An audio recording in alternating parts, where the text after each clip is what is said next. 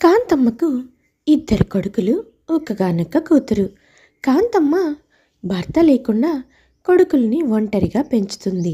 ఆ కారణంతో పెద్ద చదువులేవి చదివించలేకపోతుంది.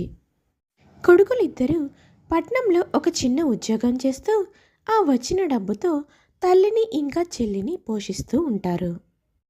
కాంతమ్మకున్న ఒక్కగానొక్క దిగులల్లా కూతురి పెళ్ళి. కొడుకులేమో చిన్న ఉద్యోగం చేస్తున్నారు. వెనుక ఉన్న ఆస్తిపాస్తులు ఏమీ లేవు. ఒక్కగానొక్క కూతురి పెళ్ళి ఎలా చేయాలా అని కాంతమ్మ ఎప్పుడూ దిగులు పడుతూ ఉంటుంది. కాంతమ్మ కూతురు స్వప్న. స్వప్న మాత్రం చాలా మంచి అమ్మాయి. తల్లికి అన్ని పనుల్లో సహాయంగా ఉంటుంది. రోజు కాంతమ్మ ఊరిలో ఉన్న కొడుకులిద్దరిని ఇంటికి పిలిపిస్తుంది. అప్పుడు పెద్ద కొడుకు కాంతమ్మతో ఇలా అంటాడు, ఏంటమ్మా పనిలో ఉంటే ఉన్న పనాన రమ్మని పిలిచావు, ఏమైంది? అదేం లేదు నాయన, నేను చెప్పేది కాస్త శ్రద్ధగా వినండి అయ్యా. నా ఆరోగ్యం గురించి మీకు తెలిసిందే కదా. మీ నాన్న చనిపోయిన తర్వాత ఊరు నుంచి ఇక్కడికి వచ్చి కష్టపడి మీ ముగ్గురిని పెంచాను. అయితే నా ఆరోగ్యం ఈ మధ్యన అస్సలు బాగాటం లేదు. ఏ క్షణం ఎలా ఉంటుందో అసలే చెప్పలేం కదా. అందుకే మీకు ఒక విషయం చెప్దామని పిలిచాను. ఇన్నాళ్ళు మా వాళ్ళు ఎవరన్నా ఉంటే చెప్పమ్మా అని మీరు అడిగేవాళ్ళు. అందుకే నేను ఎప్పుడు ఏది చెప్పలేదు. కానీ ఇప్పుడు సమయం వచ్చింది. నాకెప్పుడు ఏమవుతుందో తెలియదు. రామాపురం అనే ఊరిలో రంగయ్య అని మీ బాబాయ్ ఉంటాడు. నాకేదన్నా అయితే మీకేదన్నా సహాయం కావాలంటే ఆయన దగ్గరికి వెళ్ళండి. ఆయనకి వీలైన సహాయం చేస్తాడు. ఆ ఊరు వెళ్ళి రంగయ్య గారి ఇల్లు ఎక్కడని అడిగితే చాలు, ఎవరైనా చెప్పేస్తారు. మీరు మాత్రం మొహమాటానికి పోయి వాళ్ళ ఇంటికి వెళ్ళకుండా ఉండమాకండి. మీకేదన్నా పెద్ద కష్టం వచ్చినప్పుడు మీ బాబాయ్ దగ్గరికి వెళ్ళండి. ఆయన స్వయాన మీ నాన్నగారి తమ్ముడే.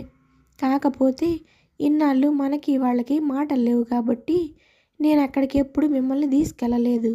కానీ ఆపదంటూ వస్తే మీ బాబాయ్ ఖచ్చితంగా మీకు సహాయం చేస్తాడు. మర్చిపోకుండా అక్కడికి వెళ్ళండి నాయనా. అమ్మ, ఇన్ని సంవత్సరాలు అయిపోతుంది కదా, ఇంకా మనం వాళ్ళకి గుర్తుంటామా? మనం వెళ్తే మీరెవరో అడగకుండా మనకి సహాయం చేస్తారంటావా? అయినా ఇవన్నీ ఎందుకమ్మా ఇప్పుడు? అట్టాగాదయ్యా, నేను చెప్పేదేనండి. మీరంటే మగపిల్లలు, మీకు ఎలాంటి సహాయం అవసరం లేకపోవచ్చు. కానీ చెల్లెలు ఆడపిల్ల, దానికి సహాయం అవసరం పడుతుంది. అందుకే మీకు ఈరోజు ఈ విషయం చెప్తున్నాను. ఈ విషయాన్ని మాత్రం చాజాతగా తీసుకోమాకండి. మీ బాబాయ్ సహాయం ఖచ్చితంగా తీసుకోండి. అలా చెప్పిన కొంతకాలం తర్వాత కాంతమ్మ కాలం చేస్తుంది. ఇంకా స్వప్న, రాజేష్, సురేష్ వీళ్ళ ముగ్గురే ఉంటారు.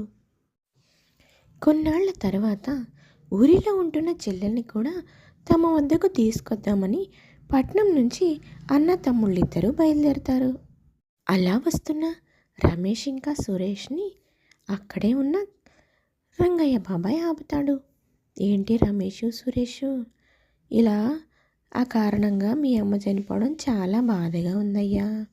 అమ్ముంటే మీకు చాలా బాగుండేది. ఇప్పుడు చెల్లి ఒంటరిదైపోయింది. చెల్లెల్ని జాగ్రత్తగా చూసుకోండి అయ్యా. అదే బాబాయ్, చెల్లిని మాతో పాటు పట్నం తీసుకెళ్దామని వచ్చాము. చెల్లి అక్కడ మాతో పాటే ఉంటుంది ఇక నుంచి. ఏంటి, మీతో పాటు పట్నం తీసుకొని వెళ్తారా? అలా ఎలా కుదురుతుందయ్యా? ఆ పిల్లకి అసలే పట్నం అలవాటు లేదాయే. పైగా మీరు పనిలోకి వెళ్ళిపోతే తను ఒంటరిగా ఉండాలి. పైగా వయసుకు వచ్చిన ఆడపిల్ల. అదంతా కరెక్ట్ కాదయ్యా. ఎవరన్నా చుట్టాలింట్లో పెట్టండి పిల్లని. పెద్దవాడిని, ఎందుకు చెప్తున్నానో అర్థం చేసుకోండి. మీ అమ్మన్నా కూడా ఇలాగే ఆలోచించేది రమేషు. సరే బాబాయ్, నువ్వు చెప్తుంటే నువ్వు చెప్పేది కూడా నిజమే అనిపిస్తుంది. మా అమ్మ చెప్పింది మాకు రంగాపురంలో ఒక బాబాయ్ ఉన్నాడు అని. తన దగ్గరికి వెళ్తాంలే. మరింకే, అమ్మాయిని మీ బాబాయ్ దగ్గరే పెట్టండి అయ్యా, ఆడపిల్ల కదా. సరే బాబాయ్, నువ్వు చెప్పినట్టే చెల్లిని మా బాబాయ్ వాళ్ళ ఇంటికి తీసుకుని వెళ్తాము. ఆడపిల్ల కదరా, అన్ని విషయాలు చెప్పుకోలేదు. మీ అమ్మ ఉంటే అన్నీ బాగా చూసుకునేది. అమ్మాయిని జాగ్రత్తగా చూసుకోండి. అదే విషయాన్ని చెల్లెలతో చెప్తారు. నువ్వు బాబాయ్ వాళ్ళ ఇంట్లో ఉండవలసి వస్తుంది, నీకు ఇష్టమేనా అని అడుగుతారు. దానికి స్వప్న సరే అంటుంది. అలా ముగ్గురు కలిసి బాబాయ్ వాళ్ళ ఊరు బయలుదేరి వెళ్తారు. అలా రంగయ్య వాళ్ళ ఇంటికి వెళ్తాడు. రంగయ్య వాళ్ళని చూసి, ఎవరు బాబు మీరు? ఏం కావాలి? ఎందుకని నన్ను వెతుక్కుంటూ మా ఊరు వచ్చారు అని అడుగుతాడు. అప్పుడు రమేష్ ఇలా సమాధానం చెప్తాడు. మేము కాంతమ్మ కొడుకులం, మీ అన్నయ్య రఘురామయ్య కొడుకులం. మా అమ్మ ఇక్కడికి మమ్మల్ని పంపించింది. మా అమ్మ కొంతకాలం క్రితమే చనిపోయింది. మేము పట్నంలో ఉద్యోగం చేస్తున్నాము. మా చెల్లి ఒంటరిదైపోయింది. తనను కొన్నాళ్ళు మీ ఇంట్లో ఆశ్రయం అడుగుదామని వచ్చాము. అవునా, వదిన చనిపోయిందా? వదిన మొదటి నుంచి అంతే. అప్పుడు నేను పిల్లల్ని పోషిస్తాను, ఇక్కడే ఉండు అంటే పౌరుషంతో ఉండకుండా వెళ్ళిపోయింది. ఇప్పుడేమో చనిపోయి పిల్లల్ని అనాథల్ని చేసింది. అయినా మిమ్మల్ని పోషించాలంటే అబ్బాయి మేమిక్కడ ఉండము. మా చెల్లి ఒక్కతే ఇక్కడ ఉంటుంది. మా చెల్లికి నెలకి ఎంత ఖర్చులు అవుతాయో అవన్నీ మేమే పెట్టుకుంటాము. నెల నెల మీకు డబ్బులు పంపిస్తాము. కేవలం మా చెల్లిని మీ ఇంట్లో ఆశ్రయం ఇవ్వండి చాలు. మేమంటే మగపిల్లలం, ఎక్కడైనా ఉంటాము. ఆడపిల్ల కదా. సరే అబ్బాయి, డబ్బులు మీరే పంపిస్తానంటున్నారు కదా, ఊరికే ఉండడమే కదా. పైగా మీ పిన్ని కూడా ఒంటరిగా ఉంటుంది ఇంట్లో. మీ పిన్నికి కాస్త చేదోడు వాదోడుగా ఉంటుందిలే. సరేలేమ్మా, నువ్వు ఇక్కడే ఉండు. చాలా ధన్యవాదాలు బాబాయ్. అడిగిన వెంటనే మా చెల్లి ఇక్కడ ఉండడానికి ఒప్పుకున్నందుకు. సరే, మేము ఇంకా వెళ్ళి వస్తాము.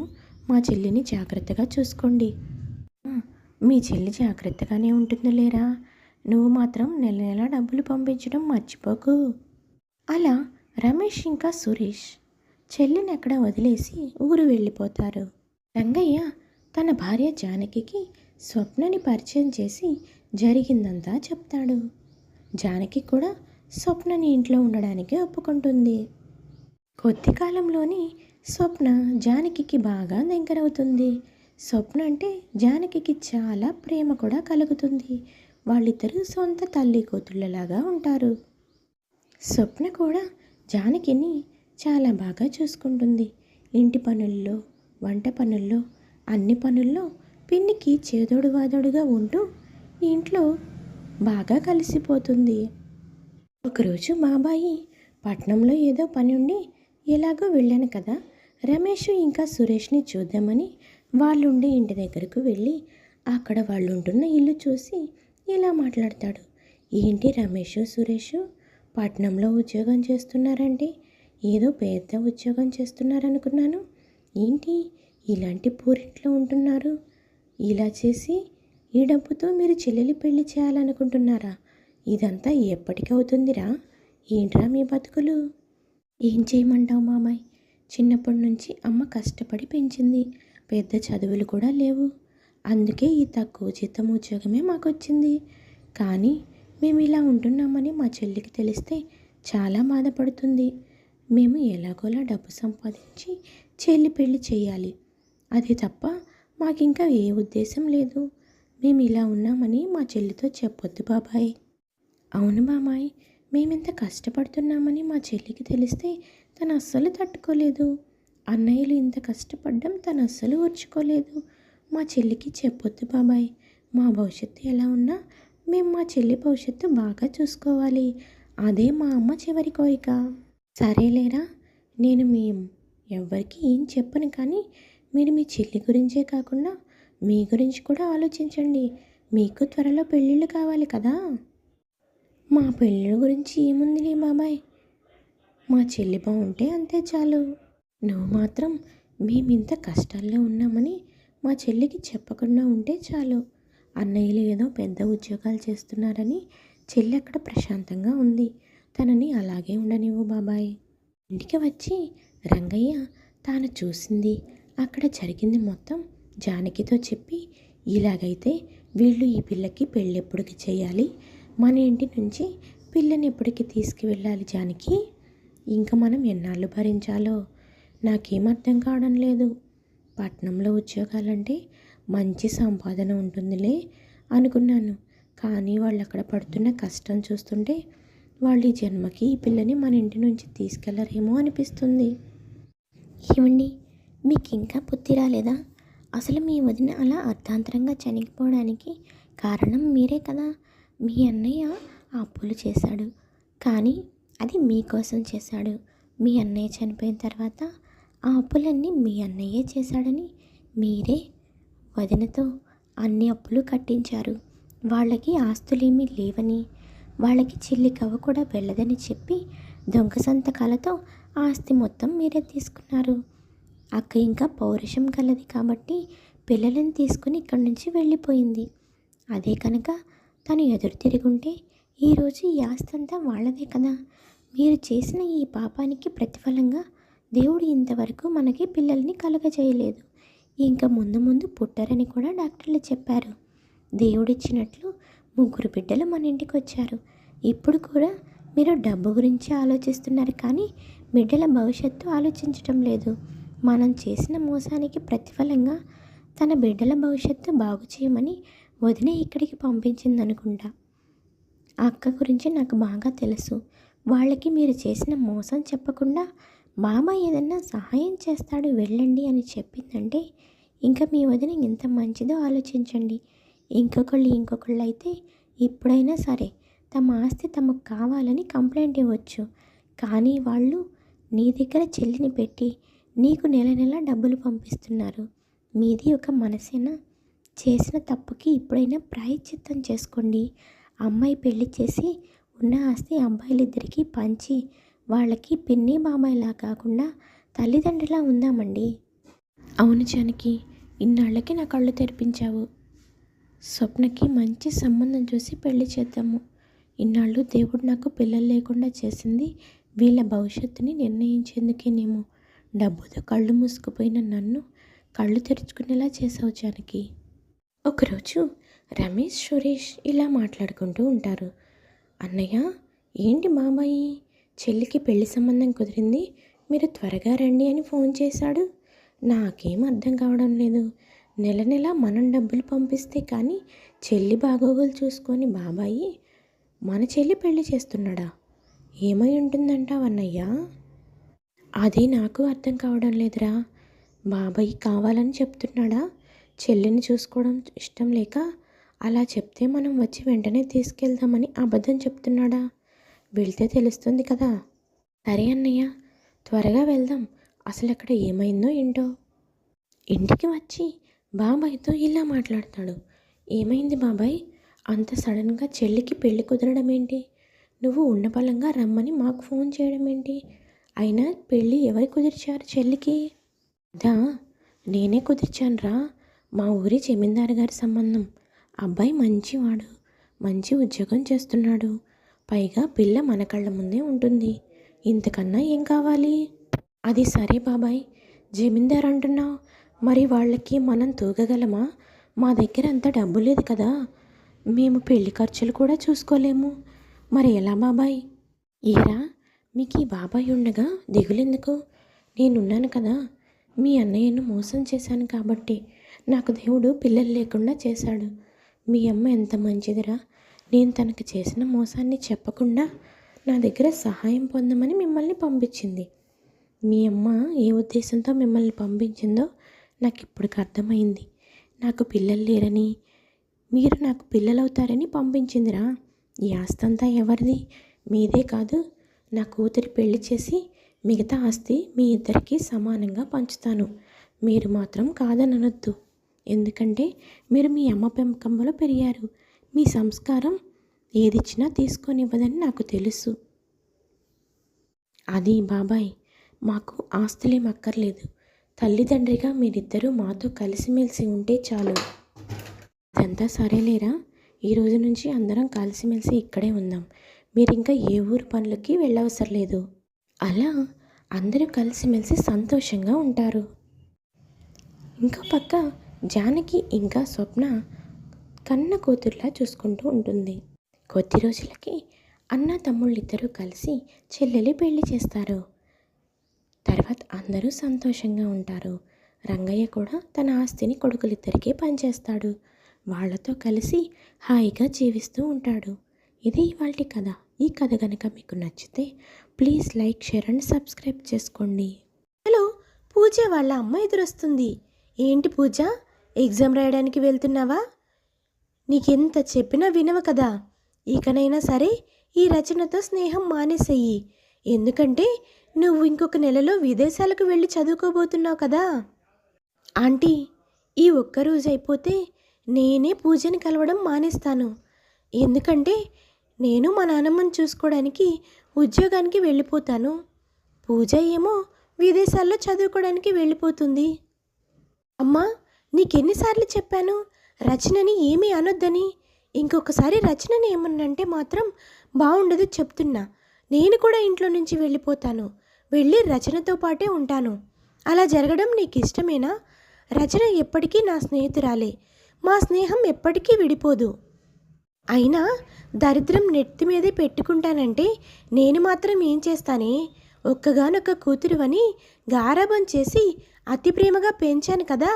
నువ్వేం చెప్తే అది వినడం తప్పితే నేనేమీ చేయలేను. అయినా ఇలాంటి పేదవాళ్ళు మనల్ని ఎంత మోసం చేస్తారో నీకు అప్పుడే తెలియదులే, ముందు ముందు తెలుస్తుంది. అమ్మా, ఎందుకు అలా మాట్లాడుతున్నావు? రచన ఎప్పటికీ అలా కాదు. నువ్వు అనుకునే విధంగా రచన ఎప్పటికీ ఉండదు. రచన ఎప్పుడు కరెక్ట్గా ఉంటుంది. రచన చాలా మంచిది. తను నా స్నేహితురాలు. నా నుంచి ఎప్పుడు ఏమీ ఆశించదు. సరేలే, ముందైతే ఎగ్జామ్ రాసిరా. ముందు ముందు రోజుల్లో అన్నీ బయటపడతాయి. అప్పుడు నీకే అర్థమవుతుంది ఈ కన్నతల్లి చెప్పిన మాటలే నిజమని.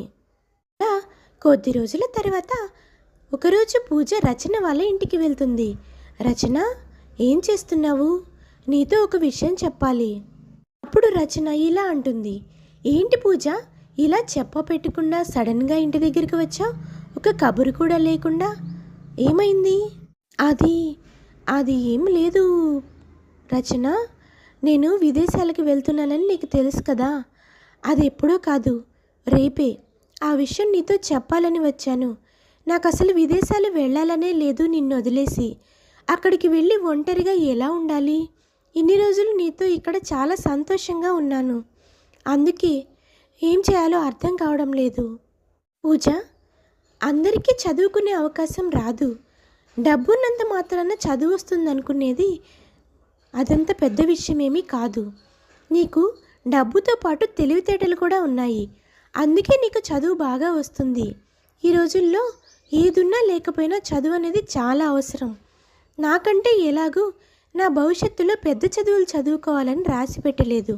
కానీ నీకు అలాగా కాదు. వచ్చిన అవకాశాన్ని మాత్రం వినియోగించుకో. 2 సంవత్సరాలే కదా, వెళ్ళి హాయిగా చదువుకునిరా. నీకోసం నేను ఇక్కడ ఎదురు చూస్తూ ఉంటాను.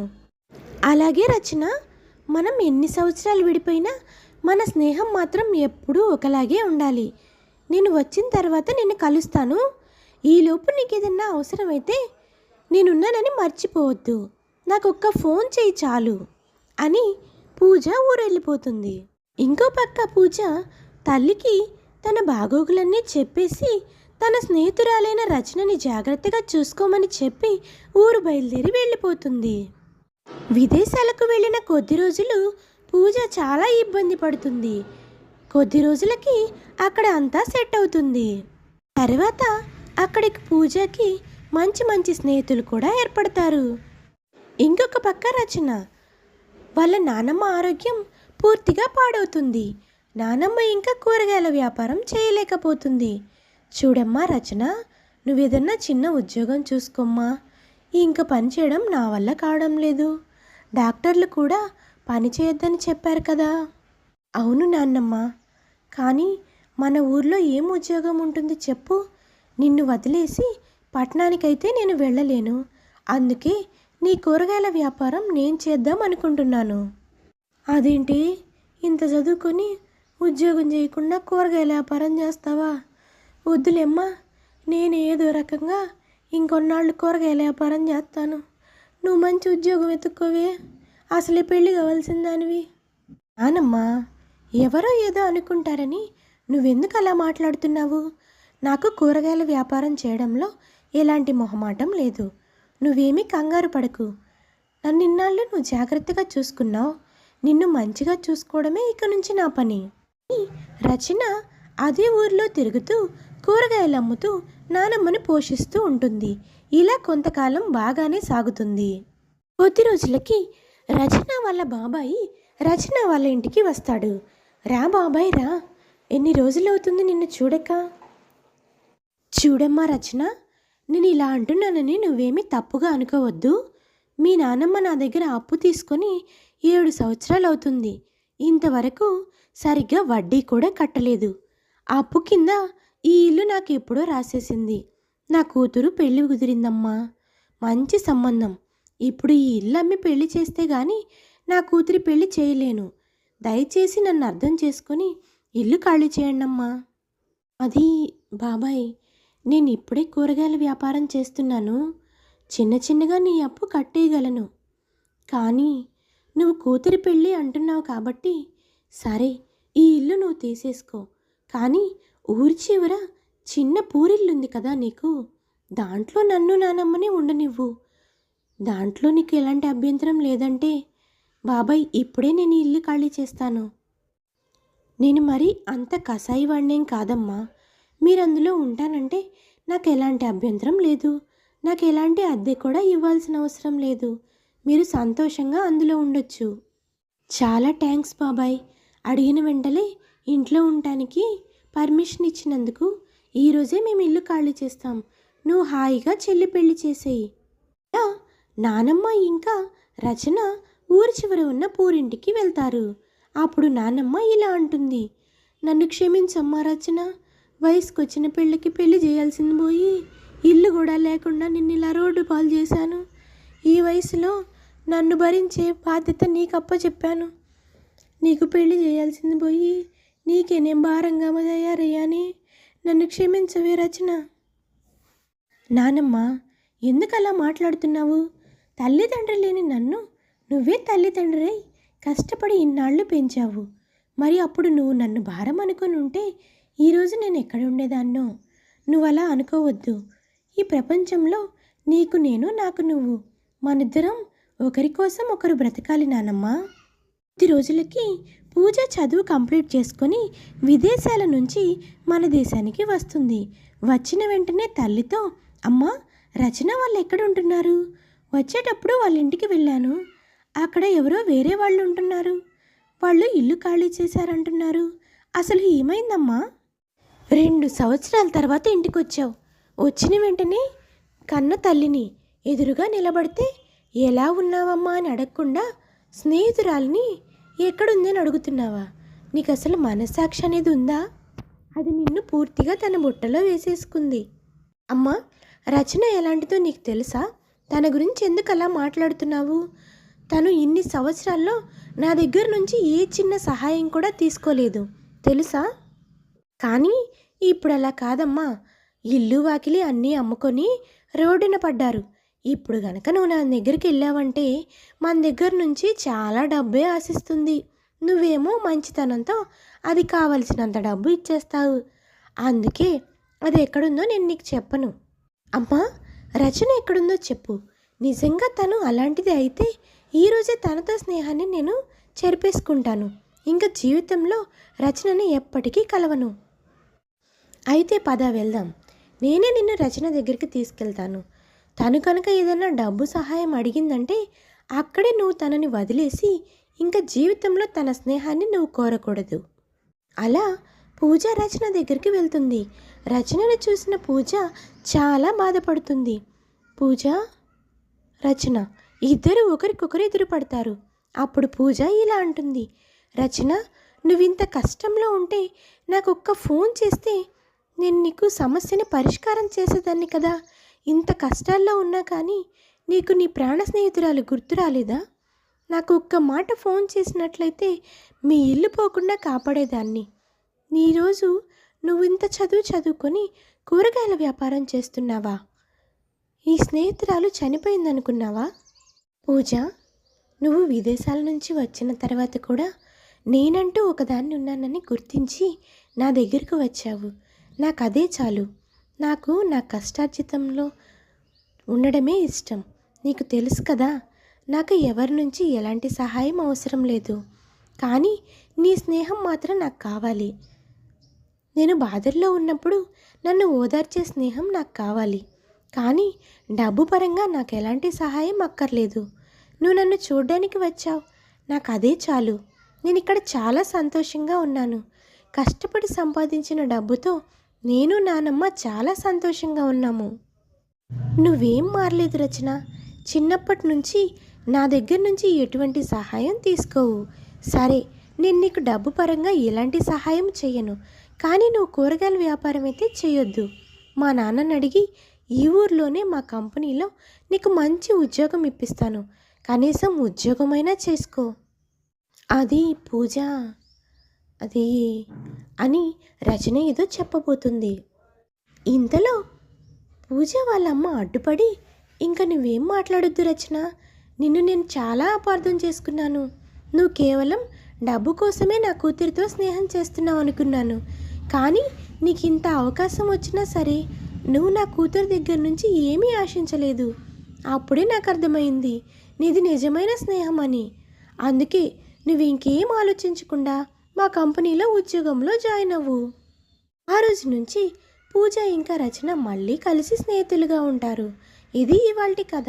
ఈ కథ కనుక మీకు నచ్చినట్లయితే please like, share and subscribe చేసుకోండి. నిర్మలమ్మ ఒక్కగానొక్క కూతురు ప్రమీల. ప్రమీలని నిర్మలమ్మ కష్టపడి పనిచేస్తూ చాలా గారాబంగా పెంచుతుంది. అలాగే కొద్ది రోజులకి ఒక మంచి సంబంధం చూసి పట్నంలో సాఫ్ట్వేర్ ఉద్యోగం చేస్తున్న రమేష్తో నిర్మలమ్మ ప్రమీల పెళ్లి చేస్తుంది. తరువాత కొద్ది రోజులకి కూతుర్ని కాపురానికి పంపించి మళ్ళీ తన పని తాను చేసుకుంటూ ఉంటుంది నిర్మలమ్మ. దేవుని దయ వల్ల అత్తింట్లో కూడా ప్రమీల కాపురం చాలా ఆనందంగా గడుపుతూ ఉంటుంది. అత్తగారు కూడా ప్రమీలని చాలా బాగా చూసుకుంటూ ఉంటారు. ఇంకా అప్పుడప్పుడు తల్లిని చూడ్డానికి ప్రమీల నిర్మలమ్మ దగ్గరికి వెళ్ళి వస్తూ అత్తగారింట్లో విషయాలు చెప్తూ ఉంటుంది. ఇలా కొద్ది రోజులు ప్రమీల కాపురం చాలా బాగా జరుగుతుంది. కొద్ది రోజుల తర్వాత అత్తగారు ఒక్కతే పని చేసుకోలేక ప్రమీలకు కూడా కొన్ని పనులు చెప్తూ ఉంటుంది. అలా పనులు చెప్పడం కొద్ది రోజులు ప్రమీలకి బాగానే అనిపిస్తుంది.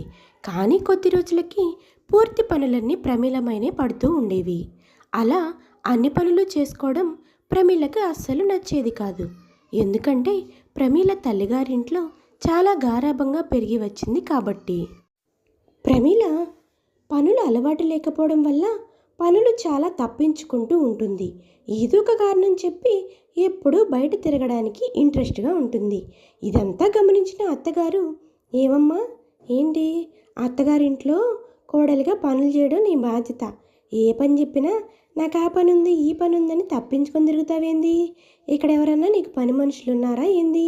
ఇదంతా మన ఇల్లు, మనది అని చేసుకోవాలి. కానీ ఇలా ప్రతి పని తప్పించుకొని తిరిగితే కుదరదమ్మాయి. మీ అమ్మ నీకు పుట్టింట్లో పనులేమీ నేర్పించలేదా ఏంటి అని అత్తగారి కాంతమ్మ ఒకరోజు మాట్లాడుతుంది. అదేంటి అత్తయ్య అలా మాట్లాడుతున్నారు? మా అమ్మ నన్ను చాలా గారాబంగా పెంచింది. ఈ పనులేమీ నాకు రావు. కావాలంటే నిదానంగా నేర్చుకుంటాను. కావాలంటే ఒక పని మనిషిని పెట్టుకోండి. అంతేకాని ఇంత పని చేయడం, అందరికీ సేవలు చేయడం నా వల్ల కాదు అని ప్రమీల అత్తగారికి చాలా కఠినంగా ఎదురు సమాధానం చెప్తుంది. రోజు ప్రమీల అత్తగారి దగ్గరికి వచ్చి, అత్తయ్య మేము ఈరోజు బయటికి తినడానికి వెళ్తున్నాం. ఈరోజు మాకేమీ వంట చేయాల్సిన అవసరం లేదు. ఈరోజు మీ ఒక్కరికి వంట చేసుకొని తినండి అని చెప్తుంది. ఇప్పుడు అత్తగారు కాంతమ్మ ఇలా అంటుంది, అదేందమ్మాయి 2 రోజుల్లో పండగ పెట్టుకొని ఇంట్లో పిండి వంటలు రకరకాల వంటలు చేసుకోవాలైతే ఇప్పుడు వాడిని తీసుకొని బయట తినడానికి పోతానంటున్నా. అయినా ఇంట్లో నువ్వు వంట చేస్తేనే కదా నేను తినేది. వంట చేయకుండా ఏం చేయకుండా అలా నీ పాటికి నువ్వు వెళ్తానంటే కుదరదు. అదేంటి అత్తయ్య అలా మాట్లాడుతున్నారు? నాకు ఈరోజు బయట తినాలనిపిస్తుంది, అందుకే వెళ్తున్నాను. అయినా ఆయనే నన్ను తీసుకెళ్తున్నారు. మీరెందుకు ఇలా అడ్డుపడుతున్నారు? మీరు ఒక్కళ్ళే కదా. ఈ పచ్చడి వేసుకొని ఒక గిద్ద అన్నం వండుకొని తినేసేయండి. మేమైతే వెళ్తున్నాము. అలా అత్తగారు ఎంత చెప్తున్నా వినకుండా ప్రమీల భర్తను తీసుకొని బయట తినడానికి వెళ్ళిపోతుంది. రమేష్ కూడా భార్య అటు తల్లి మధ్య ఏం సమాధానం చెప్పలేక సైలెంట్గా ఉండిపోతాడు. ఒకరోజు ప్రమీల భర్తతో ఇలా అంటుంది, ఏవండి, మీ అమ్మగారితో నేను అసలు పడలేకపోతున్నాను. ఆవిడ వయసు చాలా అయిపోతుంది. ఆవిడ నాకు ఏ పని చేయకపోగా నేనే ఆవిడకి అన్ని సేవలు చేయాల్సి వస్తుంది. నేను పుట్టింట్లో చాలా గారాబంగా పెరిగి వచ్చాను. ఇలాంటి పనులన్నీ చేయడం నా వల్ల కాదు. దగ్గరలో పండగ వస్తుంది.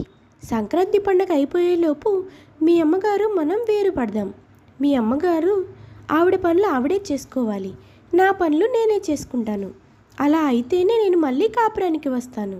లేకపోతే పండగకు వెళ్ళి నేను మా అమ్మ దగ్గరే ఉండిపోతాను. రమేష్ ఇలా అంటాడు, ఏంటి ప్రమీల అలా మాట్లాడుతున్నావు? మా అమ్మ నాకు ఉంది ఒక్కగానొక్కతే. మా అమ్మని కూడా నువ్వు చూసుకోలేనంటే ఎలాగూ? మా అమ్మని వదిలేసి అసలు మనం ఎలా ఉంటామనుకుంటున్నావు? నలుగురు ఏమనుకుంటారో తెలుసా? ఉన్న ఒక్కగానొక్క తల్లిని కూడా చూసుకోలేకుండా అమ్మని వేరు పెట్టాడు అని అంటారు. నలుగురిలో నన్ను నవ్వుల పాలు చేయాలనుకుంటున్నావా? అసలు నీ ఉద్దేశం ఏంటి? అత్తగారికి సేవలు చేయడం ఎంత అదృష్టంగా భావించాలో తెలుసా? అదే నీకు పుణ్యం. పైగా మా అమ్మ మన పెళ్ళైన కొత్తలో నీకెన్ని పనులు చేసింది? నీకు ఆ విశ్వాసం కూడా లేదా ప్రమీల అని అడుగుతాడు రమేష్. దానికి ప్రమీల ఇలా అంటుంది, మీరెన్నైనా చెప్పండి, ఇలా ముసలోళ్ళకి సేవ చేయడం అనేది నా వల్ల అసలే కాదు. పైగా మీ అమ్మ చాలా వయసు అయిపోయిన మనిషి. ఆవిడ చాదస్తపు మాటలు, చాదస్తపు పనులు నేను అసలు తట్టుకోలేకుండా ఉన్నాను. కాబట్టి మీకు ఇదే చెప్తున్నాను, మీ అమ్మగారు నాతో కలిసి ఉంటే మాత్రం నేను మళ్ళీ తిరిగి మీ ఇంటికి కాపురానికి రాను. ఈరోజే నేను పండక్కి మా ఊరు వెళ్ళిపోతున్నాను. మీరు నేను కావాలి అనుకుంటే పండక్కి మా ఇంటికి రండి. పండగంతా చేసుకొని తర్వాత వచ్చి ఇక్కడ కొత్త కాపురం మొదలు పెడదాం. అది కాదు ప్రమీల, నేను చెప్పేది ఒక్కసారి విను అని ఎంత చెప్పినా వినకుండా ప్రమీల అక్కడి నుంచి వెళ్ళిపోతుంది. తర్వాతి రోజు ప్రమీల అత్తగారి దగ్గరికి వెళ్ళి ఇలా చెప్తుంది, అత్తయ్య, నేను పండక్కి మా ఊరు వెళ్తున్నాను. నా కోసం మీరు ఇక్కడేమీ బట్టలు కొనాల్సిన అవసరం లేదు. నా కోసం మా అమ్మగారు కొంటారు. నా కోసం మీరేమీ పిండి వంటలు కూడా చేయాల్సిన అవసరం లేదు. నేను మా అమ్మ దగ్గరికి వెళ్ళి తెచ్చుకుంటాను. అదేంటమ్మాయి అలా మాట్లాడతావు? ఉంది మన ముగ్గురమే. మనం ముగ్గురం కలిసి పండగ చేసుకోవాలి కానీ మీ అమ్మగారింటికి వెళ్తానంటావే? మీ అమ్మనే ఇక్కడికి రమ్మనొచ్చు కదా, తను అక్కడ ఉండేది ఒక్కతే కదా అని కాంతమ్మ మాట్లాడుతుండగానే ప్రమీల అక్కడి నుంచి వెళ్ళిపోతుంది. తర్వాత కొద్దిసేపటికి ప్రమీల బస్ టికెట్లు ఫోన్లో బుక్ చేసుకొని తనలో తను ఇలా అనుకుంటుంది, ఇంత చదువుకొని ఇంత గారాబంగా పెరిగిన నేను ఈ ఇంట్లో ఈ ముసలావిడికి సేవలు చేయాలా? నేను చచ్చినా ఇక్కడ ఉండను. నేను వెంటనే మా ఊరు వెళ్ళిపోతాను అని అనుకుంటుంది. తర్వాత రోజు ప్రమీల ఊరు బయలుదేరి వెళ్తూ, అత్తయ్య, నేను మా ఊరు వెళ్ళిపోతున్నాను అని చెప్తుంది. ఈ అత్తగారు చేసేదేమీ లేక కొడుకుతో తను పడిన గొడవంతా కొడుకు అత్తగారికి చెప్తాడు. దాంతో కోడలి మనసు అర్థం చేసుకుని సరేనమ్మా వెళ్ళిరా అంటుంది. ప్రమీల అత్తగారు కనీసం గొడవంతా తెలిసి కూడా నువ్వు ఉండమ్మా, నేను మీకేమడ్డు అని అంటుంది అని ఊహిస్తుంది. కానీ అత్తగారు కోడల్ని బాధ పెట్టడం ఇష్టం లేక సరే వెళ్ళమ్మా అంటుంది. తర్వాత ప్రమీల ఇలా అంటుంది, చూసారా, నేను ఊరు వెళ్తున్నానని చెప్పినా కానీ మీ అమ్మగారు ఒక్క మాటైనా నన్ను ఉండమ్మా అన్నారా? ఇప్పుడు అర్థమైందా ఎవరేంటో అని? అది కాదు ప్రమీల, నువ్వు మా అమ్మతో ప్రతిదానికి గొడవ పడుతున్నావు. అందుకే మా అమ్మ నీతో ఏది మాట్లాడాలన్నా భయపడుతుంది. అంటే నేను గయ్యాల దానిలా కనిపిస్తున్నానా? అంతేలేండి, ఇన్ని రోజులు నేను చేసిన సేవలన్నీ వృధా. అందుకే నేను చెప్పాను నేను మా పుట్టింటికి వెళ్ళిపోతాను అని. అబ్బా, నీతో వచ్చిన చిక్కంతా ఇదే ప్రమీల. ఏది చెప్పినా కానీ అందులో నువ్వు తప్పులే వెతుకుతావు. అందులో మంచిని అస్సలు అర్థం చేసుకో అని రమేష్ మాట్లాడతాడు.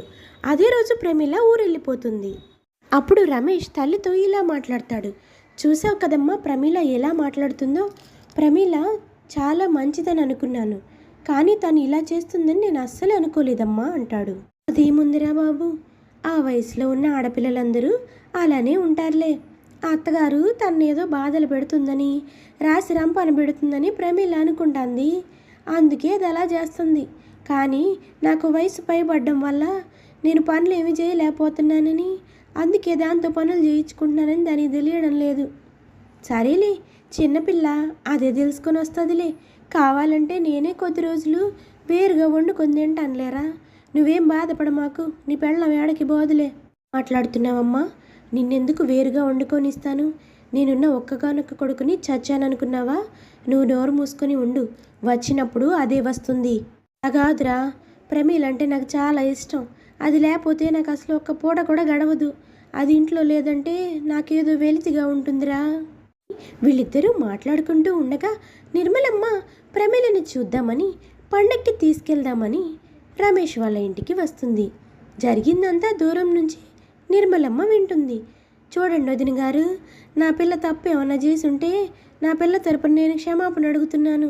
దాని మనసు మార్చి ఇక్కడికి తీసుకొని వచ్చే బాధ్యత నాది. దాన్ని కొంచెం మన్నించండి వదిన గారు. అదేంటి నిర్మలమ్మ అట్టా మాట్లాడుతున్నావు? అది నా కోళ్ళు ఏం చేసినా కానీ నా ఇంటి కోళ్ళు కాకుండా పోద్దా ఏంది?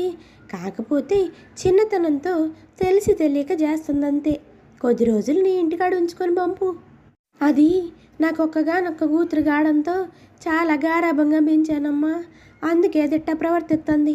దానికి పెద్దలంటే ఏందో, తల్లిదండ్రులకు ఇచ్చే గౌరవం ఏందో, అత్త విలువేందో తెలిసిన తర్వాతే మళ్ళీ ఇక్కడికి పంపిస్తానమ్మా.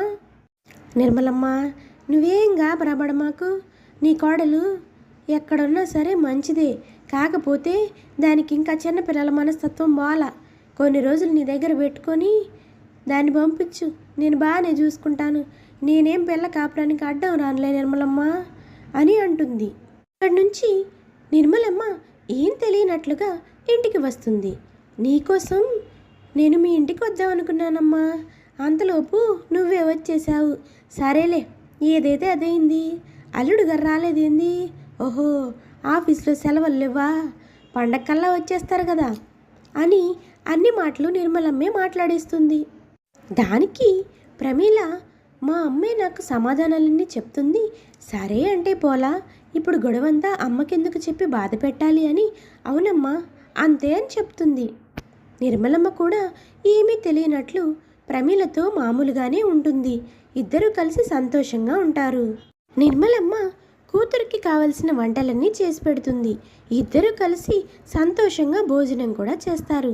ఆ తర్వాత నిర్మలమ్మ ఒకరోజు తన పనిలోకి వెళ్ళిపోతుంది. పనిలోకి వెళ్ళిన నిర్మలమ్మ ఆ రోజు ఇంటికి ఆలస్యంగా, పైగా తన పక్కింటి సుమతిని తీసుకుని రావడంతో ప్రమీల ఇలా అడుగుతుంది. ఏంటమ్మా ఈరోజు ఇంత ఆలస్యమైంది? పైగా నువ్వేదో మట్టిగా కనిపిస్తున్నాము. ఏమైందమ్మా? ఎందుకంత నీరసంగా ఉన్నావు? ఆ చేతికి కాళ్ళకి ఆ దెబ్బలేంటి? అదేమీ లేదులేమ్మా, కొంచెం నీరసంతో కళ్ళు తిరిగి పడ్డానంతే. హాస్పిటల్కి వెళ్ళొస్తుంటే సుమతి నన్ను చూసి ఇంటి దగ్గర దింపుతానని తీసుకొచ్చింది. ఏమీ లేదంటావేంటి నిర్మలమ్మ పిన్ని?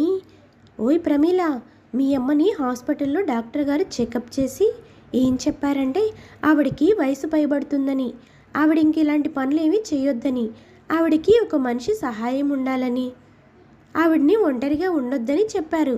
తన ఆరోగ్యం అస్సలేమీ బాగోలేదని, తను ఎప్పుడూ ఒక మనిషి దగ్గరే ఉండి చూసుకోవాలని చెప్పారు. మీ అమ్మ నువ్వెక్కడ తనతో ఉండిపోతావోమోనని చెప్పేసి నీకు అబద్ధం చెప్తుంది అని చెప్తుంది సుమతి. అదేం లేదులేమ్మా, నువ్వేం అదంతా పట్టించుకో మాకు, ఇప్పుడు నేను బాగానే ఉన్నాను అంటుంది నిర్మలమ్మ. బాగు పిన్ని, జరిగింది జరిగినట్టు ప్రమీలకి చెప్తేనే కదా తను నీ గురించి పట్టించుకునేది. నీకు మాత్రం ఇంకెవరున్నారు? ప్రమీలకి నువ్వు, నీకు ప్రమీల తప్ప. బిడ్డకి కష్టం వస్తే తల్లి చూసుకోవాలి, తల్లికి కష్టం వస్తే బిడ్డ చూసుకోవాలి. ప్రమీల, మీ అమ్మని జాగ్రత్తగా చూసుకో. ఏంటమ్మా అసలు ఇక్కడ ఏం జరుగుతుంది? నీకు ఇంత ఆరోగ్యం చెడిపోయే వరకు నాకెందుకు చెప్పకుండా ఉన్నావు? సరేలే, ఇప్పటికైనా తెలిసినందుకు సంతోషం. ఈ పండక్కి నేను ఇక్కడికి రావడం మంచిదయింది. లేకపోతే నువ్వెప్పటికీ నాకు నీ ఆరోగ్యం గురించి చెప్పేదానివి కాదు. ఈ రోజు నుంచి నువ్వే పనికి వెళ్ళడానికి వీల్లేదు. మా ఆయనే నిన్ను కూడా చూసుకుంటారు. సరే ప్రమీల, మరి మీ అమ్మని నీకు అప్పచెప్పాను, ఇక ఏం చేస్తావో నీ ఇష్టం. నేనైతే వెళ్తున్నాను అని సుమతి అక్కడి నుంచి వెళ్ళిపోతుంది. ఒకరోజు నిర్మలమ్మ ప్రమీలతో ఇలా అంటుంది. చూడమ్మ ప్రమీల, 2 రోజుల నుంచి నాకు సేవలు చేయడానికే సరిపోతుంది. నీకు పండగ దగ్గరికి వస్తుంది కదా, అల్లుడు గారు ఏందమ్మా ఇంకా రాలేదు? ఒకసారి అల్లుడు గారికి ఫోన్ చేయమ్మా. నువ్వవేమీ ఆలోచించకు, ఆయనే వస్తారులే కానీ నువ్వు ఇక నుంచి ఇక్కడ ఉండడానికి వీల్లేదమ్మా. నువ్వు కూడా నాతో పాటు మా ఇంటికి వచ్చేసాయి. మనందరం కలిసి అక్కడ సంతోషంగా ఉండొచ్చు. నేను చూసుకుంటానమ్మా. అదెలా కుదురుతుందమ్మా? నేనేమైనా మీ అత్తనా ఏంటి మీ ఇంట్లో ఉండడానికి? నేను ఆడపిల్లనిచ్చిన తల్లిని. ఆ అత్తగారికే హక్కు ఉంటుంది కానీ నాకెలా ఉంటుందమ్మా? నేనొస్తే నలుగురు నవ్విపోరు? ఎందుకు నవ్వుతారమ్మా? చిన్నప్పటి నుంచి నన్ను కష్టపడి చదివించి పెంచిన నిన్ను నేను చూసుకుంటున్నాను. తల్లిని చూసుకోవడం కూతురిగా నా బాధ్యత. ఎవరైనా నవ్వితే నేను సమాధానం చెప్పుకుంటానులే. అయినా వయసు పైబడిన తల్లిదండ్రులను చూసుకునే బాధ్యత పిల్లలదే కదా. అలా చూడకూడదని ఎవరైనా చెప్తే నేను వాళ్ళకి గట్టిగా సమాధానం చెప్తాను. అయినా నువ్వు ఇంకా పని చేసుకోలేవు. నిన్ను చూడాల్సిన బాధ్యత ఎలాగో నాదే కదా. నీ తల్లి దగ్గరికి వచ్చేసరికి ఒకలాగా, పరాయి వాళ్ళ దగ్గరికి వచ్చేసరికి ఒకలాగా ఆలోచిస్తున్నావా ప్రమీల? నిన్ను అలాగే పెంచానా? ఇప్పుడు నాకు బాగాలేదని నన్ను చూసుకుంటానని అంటున్నావే, మరి మీ అత్తగారిని ఎందుకమ్మా వేరే కాపురం పెట్టుకోమని చెప్పావు? ఆవిడ కూడా వయసు పైబడింది కదా. ఆవిడ కూడా కష్టపడి నీ భర్తని పెంచింది కదా. ఇప్పుడు ఆవిడ చదివిస్తేనే నీ భర్త ఉద్యోగం చేస్తున్నాడు. ఆ డబ్బుతో నువ్వు హాయిగా జీవిస్తున్నావు. మరి నీ తల్లిని ఎందుకు నువ్వు చూడాలనుకుంటున్నావు? నీ భర్తని ఎందుకు తన తల్లిని చూడొద్దని చెప్తున్నావు? చెప్పు ప్రమీల, నా ప్రశ్నకి సమాధానం చెప్పు అంటుంది నిర్మలమ్మ. అప్పుడు తల్లి అన్న మాటలకి ప్రమీలకి జ్ఞానోదయం అవుతుంది. అమ్మా, ఈ విషయాలన్నీ నీకెలా తెలుసు? అయినా నేను చాలా తప్పు చేశానమ్మా. అది నాకు ఇప్పుడే తెలుస్తుంది. నాకు అన్ని విషయాలు తెలుసమ్మా. నేను ఇక్కడికి వచ్చిన రోజే మీ అత్తగారింటికి వెళ్ళాను. అక్కడ జరిగిందంతా తెలుసుకున్నాను. నీకు బుద్ధి చెప్పాలని ఇలా నాకు ఒంట్లో బాగోలేనట్టు నటించాను.